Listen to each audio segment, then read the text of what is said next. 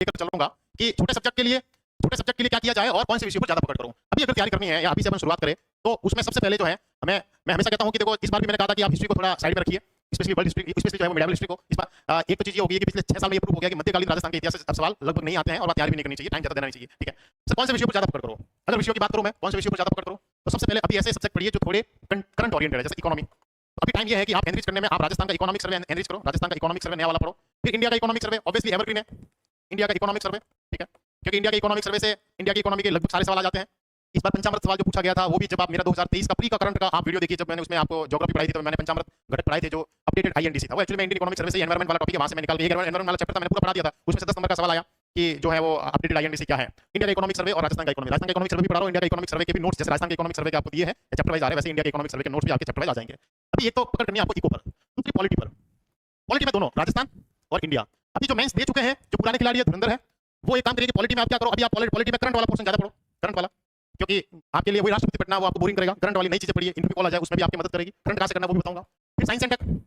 Science and tech भी अब current oriented हो गया है, लगभग साइंस के सवाल करंट वाले थे,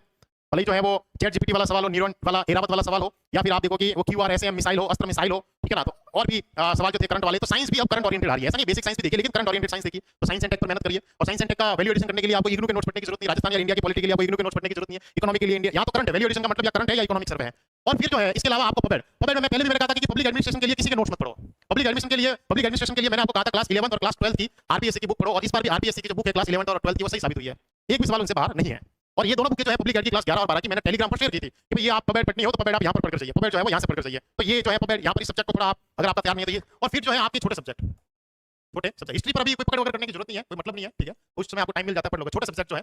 अगर किसी बंदे का अगर सिलेक्शन होता है तो अगर उसके छोटे सब्जेक्ट पर पकड़ है और फोर्थ पेपर पर पकड़ है, फोर्थ पेपर पर पकड़ है, ठीक है ना, और पबेड, साइंस टेक, पॉलिटी और इको, तो उनको आरएस बनने से कोई नहीं रोक सकता है। ये सीधा सा गणित है। अगर आपको आरएस एग्जाम क्लियर करना है तो आपकी इकोनॉमी, जिसमें राजस्थान और इंडिया की इकोनॉमी और इन दोनों के सर्वे पर अच्छी पकड़ होनी चाहिए। पॉलिटी में राजस्थान और इंडिया की पॉलिटी प्लस पॉलिटी में करंट अफेयर्स पर आपकी पकड़ होनी चाहिए। साइंस टेक आपकी शानदार होनी चाहिए, साइंस टेक। पब्लिक एडमिनिस्ट्रेशन वाला पोर्शन आपका 11th और 12th की बोर्ड की किताबों से अच्छा होना चाहिए, यहां से पढ़ना, ऑथेंटिक पढ़ना है। और छोटे सब्जेक्ट पर आपकी अगर मास्टरी है, छोटे सब्जेक्ट में आपको वैल्यू एडिशन करना पड़ेगा, तब जाकर छोटे सब्जेक्ट पर मास्टरी आ सकती है इग्नू से। नहीं तो छोटे सब्जेक्ट इस बार भी परेशान कर रहे थे, अगली बार भी परेशान करेंगे। तो ये अगर आपको इन चीजों पर, eco, polity, science and tech, pub ad and छोटे सब्जेक्ट जो है, और बचा कुचा फोर्थ पेपर जिसकी स्ट्रेटजी अलग है, अगर ये आपके अच्छे हैं तो आपको कोई नहीं रोक सकता, कोई नहीं रोक सकता। तो सर मुझे वैल्यू एडिशन करना, कौन सा सब्जेक्ट में वैल्यू एडिशन करना है, इस समय मैं क्या करूं? सबसे पहले वैल्यू एडिशन करना, इकोनॉमी पढ़ो, राजस्थान इकोनॉमिक सर्वे मजबूत करो, इंडिया का इकोनॉमिक सर्वे मजबूत करो, शानदार करो, दोनों का बजट मजबूत करो, क्योंकि वो रोल फिर प्ले करेगा, ठीक है ना, प्री में भी करेगा, मेंस में भी करेगा। फिर पॉलिटी में पकड़ मजबूत करो, राजस्थान और इंडिया की पॉलिटी बेसिक आपने पढ़ी चुकी है, उसको छोड़ो, अभी करंट वाली पॉलिटी को मजबूत करो, इंटरव्यू में भी काम आएगी, आगे प्री में भी काम आएगी, मेंस में भी काम आ जाएगी, ठीक है। साइंस एंड टेक मजबूत करो, बेसिक साइंस अच्छी नहीं है, साइंस एंड टेक अच्छी करो। अभी जो लोग मेंस दे चुके हैं साइंस एंड टेक में, वो देखो जो टॉपिक आपके कमजोर थे, जिस पर आपने हाथ ही नहीं डाला था, भगवान भरोसे जा रहे थे, या ऐसे टॉपिक थे जिसमें रिकॉल करने में दिक्कत आ रही थी, तो साइंस एंड टेक का वैल्यू एडिशन ऐसा है कि जो टॉपिक हमारे साइंस एंड टेक में कमजोर थे केवल उसको हाईलाइट करो। अब साइंस एंड टेक पढ़नी है तो वापस वहां से शुरू नहीं करनी, नैनो टेक्नोलॉजी से, है ना, या कोशिका से शुरू नहीं करनी, क्योंकि आपने पढ़ रखी है, वो आपको पता है। वो देखो कि स्पेशली इन टॉपिकों में मेरा,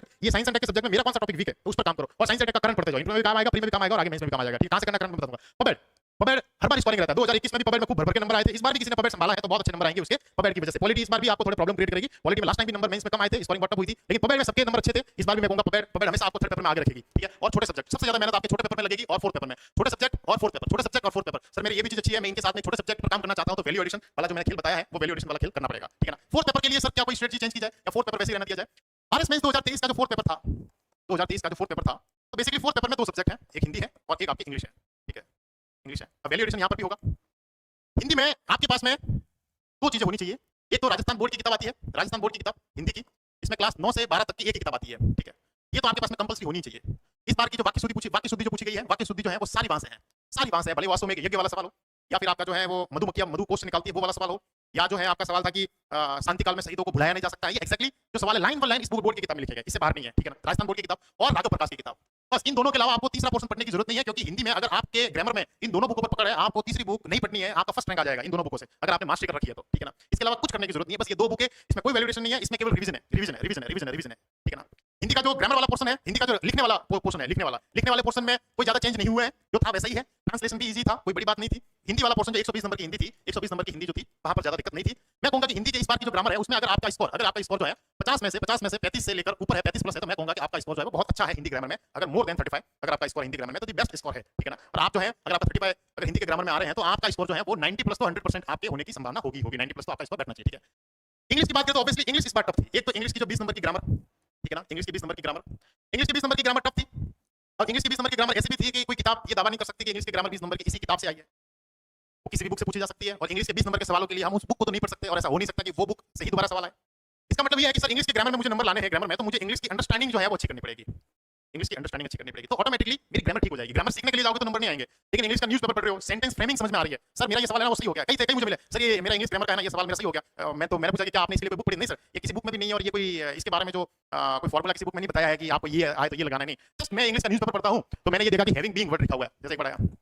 हैविंग बीइंग, तो सर यार मैं ना बुक पढ़ता हूं तो मुझे इतना तो समझ में आता है कि हैविंग बीइंग, हैविंग के बाद बीइंग तो मैंने कभी नहीं सुना, हैविंग बीइंग तो सुना है, बट अभी इंग्लिश की आपके अंदर अंडरस्टैंडिंग कि हाँ ये इस सेंटेंस फ्रेमिंग में कुछ तो प्रॉब्लम है, कैसे नहीं मुझे नहीं पता, मैं डेली न्यूज़पेपर पढ़ता हूं लेकिन यहाँ कुछ तो प्रॉब्लम है, इंग्लिश में ग्रामर नंबर कैसे आता है, ठीक है ना, इंग्लिश की ग्रामर जो है उसको ठीक करनी पड़ेगी आपको, और मैं कहूंगा कि इंग्लिश ग्रामर में इस बार जो है अगर 20 में से आपके नंबर जो है वो 7-8 नंबर से अगर ज्यादा है तो मैं कहूंगा कि आपके नंबर अच्छे हैं, आपको टेंशन लेने की जरूरत नहीं है, आपका रैंक आ जाएगा, ठीक है ना, आपका रैंक जो है वो आ जाएगा।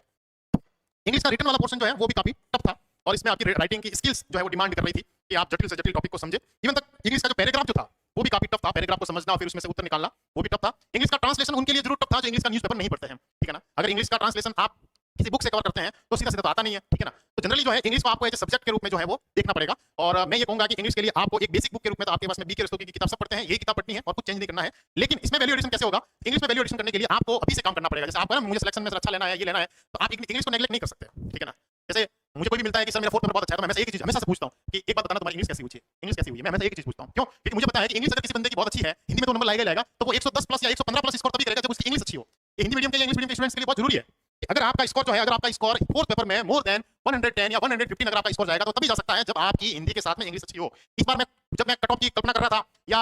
जनरली मैं स्टूडेंट से बात कर रहा था तो सब लोग कह रहे हैं कि सर मेरे फोर्थ पेपर में जो है वो 90 से 100 के बीच में स्कोर होना चाहिए, तो 90 से 100 के बीच में स्कोर की बात क्यों कर रहे हैं, वो इसलिए कर रहे हैं कि उसके पीछे उनकी हिंदी बहुत अच्छी हुई है, उनकी हिंदी बहुत अच्छी हुई है, इसलिए वो 90 और 100 के बीच में कह रहे हैं कि मेरा 100 तक 90 100 तक, कईयों ने 105 तक भी बताया कि तो उनकी हिंदी बहुत अच्छी है। अगर किसी बंदे की इंग्लिश बहुत अच्छी हुई है हिंदी के साथ में तो वो हमेशा कहता है कि सर मेरे स्कोर जो है वो 110 प्लस है, मैं 115 तक पहुंच जाऊंगा, ठीक है, ये तभी कोई आदमी दावा कर सकता है भले वो हिंदी इंग्लिश मीडियम से हो जब उसकी इंग्लिश बहुत अच्छी हुई हो, ठीक है ना। अब फोर्थ पेपर में आपके 110 115 नंबर अगर आए तो मैं कहूं कि आपको जो है फिर बाकी के पेपर की प्रॉब्लम टेंशन लेने की जरूरत ही नहीं है, आप बॉटम 50 में आओगे, ठीक है ना। फोर्थ पेपर में वैल्यू एडिशन करने का तरीका या 110 115 तक पहुंचने के लिए आपको जो है मुझे पता है कि सब व्यक्ति जो है वो राजस्थान क्लास की 9 से 12 तक की किताब और राघव प्रकाश की बुक पे मास्टर करेंगे ही करेंगे, लेकिन इसको मत भूलना इंग्लिश ग्रामर को, और इसमें वैल्यू एडिशन करना है तो बीके रस्तोगी जी की किताब वो नो डाउट अच्छी है, आपको पढ़नी है, लेकिन उसके साथ में आज से आपको कोई भी आप किसी रूम में रह रहे हो या कहीं पे भी रह रहे हो आपको एक इंग्लिश का न्यूज़पेपर जरूर शुरू करवाना चाहिए, just for fun. Value addition करने का सही समय है, ठीक है, इंग्लिश का कोई भी न्यूज़पेपर,